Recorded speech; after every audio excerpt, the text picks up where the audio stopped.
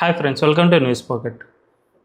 మనం బాగా క్షుణ్ణంగా గమనిస్తే 2014 తర్వాత నుంచి మన దేశంపై విదేశీ కుట్రలు భారీగా జరుగుతూ ఉన్నాయి. సిఏఏ అల్లర్లు కానీ, వ్యవసాయ ఉద్యమాలు కానీ, రీసెంట్గా లదాఖ్లో భారీ ప్రొటెస్ట్ కానీ, ఇలాంటివి చాలా వరకు జరుగుతూ ఉన్నాయి. అయితే వీటన్నిటికీ రీజన్ ఏంటి అనే విషయానికి వస్తే, మోదీ గవర్నమెంట్ ఇంతగా స్ట్రాంగ్ ఉన్నందుకే ఇవన్నీ మన ఇండియాలో జరుగుతున్నాయి అని రాజకీయ విశ్లేషకులు చెబుతూ ఉన్నారు.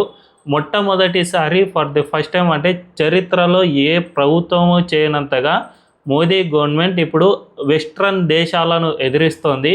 అందులో భాగంగానే ఆయా దేశాలకు మన ఇండియా అంటే నచ్చడం లేదు. ఫలితంగా మన దేశంలో మోదీ గవర్నమెంట్ గద్దె దింపడమే లక్ష్యంగా ఆయా దేశాలు పనిచేస్తూ ఉన్నాయి.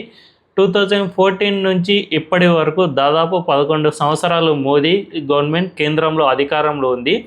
ఈ 11 సంవత్సరాల్లో ఏమేం జరిగాయి, మన దేశంలోని ఈ 11 సంవత్సరాల్లో ఏమేం మార్పులు వచ్చాయి అనే విషయానికి వస్తే, ఫస్ట్ టైం మన విదేశాంగ శాఖ విధానం పూర్తిగా మారిపోయింది.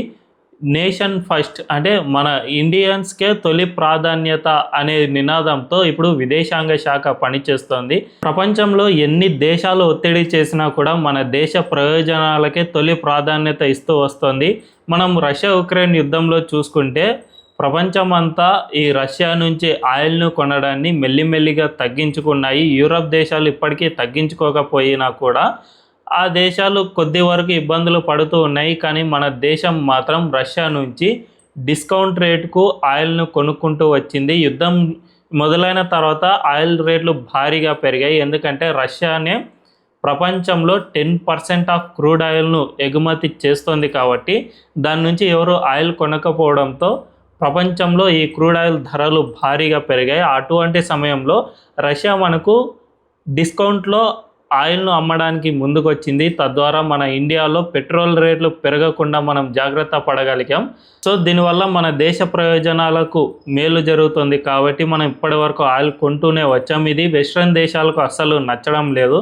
ముఖ్యంగా అమెరికా అండ్ యూరప్ దేశాలకు ఇండియా ఈ ఆయిల్ను కొనడం వల్లే ఈ యుద్ధం ఇంకా కొనసాగుతోంది అనే భ్రమలో పడిపోయాయి. కానీ మనం ఈ ఆయిల్ను కొనడం వల్లనే ప్రపంచంలో ఒక స్టెబిలిటీ అనేది ఏర్పడుతుంది, లేదంటే ద్రవ్యోల్బణం పెరిగిపోయేది అని మన ఇండియా కూడా చెబుతుంది. గణాంకాలు సైతం అదే చెబుతున్నా కూడా ఆ దేశాలు వినడం లేదు. అంతేకాకుండా మన ఇండియా ఇప్పుడు ప్రపంచంలో 4వ అతిపెద్ద ఆర్థిక వ్యవస్థగా రూపాంతరం చెందింది. గతంలో 2014లో మన ఇండియా 10th ప్లేస్లో ఉండేది. 10th ప్లేస్ నుంచి జస్ట్ 11 సంవత్సరాల్లో 4th ప్లేస్కి ఎగబాకింది. అంటే ఎంత స్ట్రాంగ్ అయిందో అర్థం చేసుకోవచ్చు. ప్రస్తుతం అమెరికా, చైనా, జర్మనీ తర్వాత నెక్స్ట్ మన దేశమే ఉంది. మరికొద్ది సంవత్సరాలు అంటే 2027 కల్లా మన ఇండియా జర్మనీని సైతం దాటేసి ప్రపంచంలో 3వ అతిపెద్ద ఆర్థిక వ్యవస్థగా రూపాంతరం చెందుతుంది అని గణాంకాలు సైతం చెబుతూ ఉన్నాయి. ఇది అమెరికాకు కంటగింపుగా మారింది. ఎందుకంటే ఆ దేశం తనకు పోటీ వచ్చే దేశాలను ఏ దేశాన్ని అసలు సమర్థించదు, దాన్ని అసలు జీర్ణించుకోలేని పరిస్థితిలో ఉంటుంది. కాబట్టి ప్రస్తుతం చైనా 2nd ప్లేస్లో ఉన్నా కూడా ఆ దేశంతో ఎప్పుడు గిల్లి కజ్జాలు పెట్టుకుంటూనే ఉంది. తర్వాత ప్లేస్లో మనమే ఎదుగుతూ ఉన్నాం కాబట్టి మనపై కూడా ఇలాంటి కుట్రలు చేసి మనల్ని ఎదగనీయకుండా చేస్తుంది. మనల్ని ఎంతగా కార్నర్ చేయాలని ప్రయత్నం చేసినా కూడా మనం దాన్ని అస్సలు పట్టించుకోవట్లేదు. గతంలో అయితే అమెరికా ఆంక్షలు, యూరప్ దేశాల ఆంక్షలు ఇలాంటివి కనుక వింటే కొన్ని దేశాలు వణికిపోయే స్థాయిలో ఉండేవి. ఇప్పుడు మన ఇండియా కూడా గతంలో ఈ విధంగానే ఉండేది. ఎందుకంటే అప్పుడు మనం వీకర్ స్టేట్లో ఎకానమీ ఉండేది కాబట్టి మనం ఆ దేశాలు ఆంక్షలు విధిస్తాము అంటే ఇక ఆ దేశాలు ఎలాగంటే అలా చెప్పినట్లు వినే పరిస్థితిలో ఉండేవాళ్ళం. కానీ ఇప్పుడు అలా లేదు. ఎందుకంటే 2014 తర్వాత మన దేశంలో make in India, made in India ఉద్యమాలను మనం చాలా ఉధృతంగా తీసుకువచ్చాం. దీనివల్లనే మన ఎకానమీ బాగా స్ట్రాంగ్గా అవుతూ వచ్చింది. ఈ make in India, made in India వల్ల చాలా ప్రపంచంలో చాలా వస్తువులు మన ఇండియాలోనే తయారు కావడం స్టార్ట్ అయ్యాయి. ఒక్క మాటలో చెప్పాలంటే స్మార్ట్ ఫోన్ అమ్మకాలు 2014 కంటే ముందు మన దేశంలో 2% మాత్రమే ఉండేవి. కానీ ఇప్పుడు మనమే ప్రపంచానికి ఎగుమతి చేసే స్మార్ట్ ఫోన్లలో 2nd ప్లేస్లో ఉన్నాము. అంటే ఎంతగా మనం ఇంప్రూవ్ అయ్యామో అర్థం చేసుకోవచ్చు. ఇందుకు సంబంధించి పిఎల్ఏ స్కీమ్లు చాలా వరకు ఇన్సెంటివ్లను గవర్నమెంట్ ఇస్తూ వచ్చింది. దీనివల్లనే మన దేశంలో ఇండస్ట్రీ పెరగడం, ఇక్కడ ఉద్యోగాలు రావడం ఇలాంటివి స్టార్ట్ అయ్యాయి. అంతేకాకుండా ప్రస్తుతం మనం అమెరికా అండ్ యూకే దేశాలను సైతం ఒంటరి చేసే విధంగా ప్రయత్నం చేస్తూ ఉన్నాం. ఎందుకంటే గతంలో ఎప్పుడైనా కానీ అమెరికా యూకే దేశాలు ప్రపంచాన్ని ఆంక్షల పేరిట భయపెడితే వణికిపోయే పరిస్థితుల నుంచి ఇప్పుడు ఆ దేశాలే ఒంటరవుతాయి అని హెచ్చరించే పరిస్థితికి మనం ఎదిగామంటే అర్థం చేసుకోవచ్చు. రీసెంట్గానే మనందరం చూసాం, మన దేశంపై 50% టారిఫ్లను ట్రంప్ విధించిన వెంటనే మనం చైనా అండ్ రష్యా అధ్యక్షులతో చైనాలో సమావేశమై 3 దేశాలు ఏకమవుతున్నాం. మాతో పాటు బ్రిక్స్ దేశాలు సైతం మా వెంటే ఉంటున్నాయి, ఇక మీరేం చేయగలరు అనే ఒక స్ట్రాంగ్ మెసేజ్ అమెరికాకు ఇచ్చినట్లయింది. దీంతో ఇప్పటికే అమెరికా విధించిన టారిఫ్లతో అన్ని దేశాలు ఇబ్బందులు పడుతున్న పరిస్థితి నెలకొంది. కాబట్టి ఇక అన్ని దేశాలు ఆ అమెరికాను పట్టించుకోలేని పరిస్థితికి వెళ్ళిపోతాయి. ఒక్క జపాన్ మాత్రమే ఈ టారిఫ్లకు కాస్త తలొగ్గినట్లు కనిపిస్తుంది. ఎందుకంటే జపాన్కు సొంతంగా ఆర్మీ లేదు అండ్ ఆ దేశం ఎదిరించలేని పరిస్థితిలో ఉంది.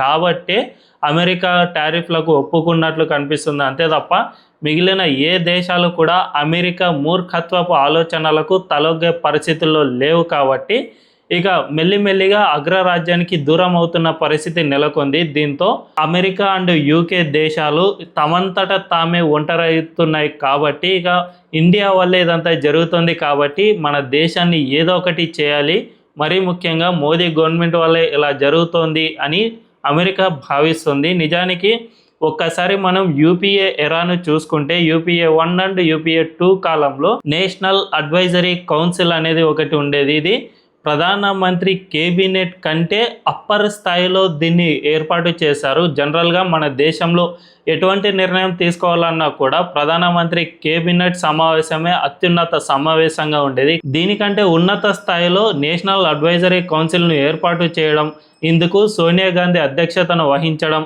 ఆ సోనియా గాంధీ సమావేశంలో డీప్ స్టేట్కు సంబంధించిన ప్రతినిధులకు కూడా అవకాశం లభించేది. వాళ్ళు ఏవైతే రిఫార్మ్స్ అండ్ ఏవైతే నివేదికలు ఇస్తారో వాటిని బట్టే కేబినెట్ కూడా నిర్ణయం తీసుకోవాలి అనే విధంగా గతంలో మన దేశంలో వ్యవస్థ ఉండేది.